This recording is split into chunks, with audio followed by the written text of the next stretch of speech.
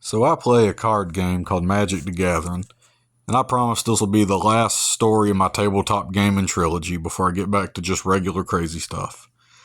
Now, if you don't know, the game, you and an opponent usually build a 60 card deck. You start out at 20 life and use creatures and cards representing spells to get your life total down to 0. And whoever gets the other ones down to 0 wins. That's the basics. Now, when you play in a tournament, there's usually a top 4, and it's usually the best decks.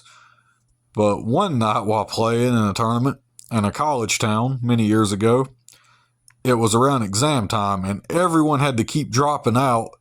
And the funny thing is, I got put in the top 4 just because everybody dropped out and they needed 4 people. So I ended up winning just by default in 3rd place or 4th place. Got 3 or 4 booster packs of cards. But that's not my favorite story. My favorite story is many years ago we used to play in high school before the bell would ring.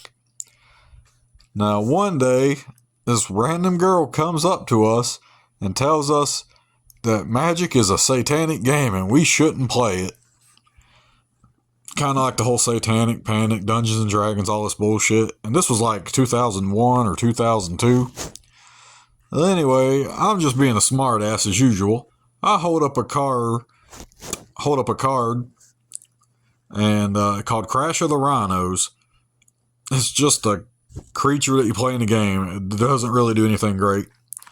Anyway, I tell her, shut up or I'll summon the rhinos. Now, I thought she would just ignore me and walk away.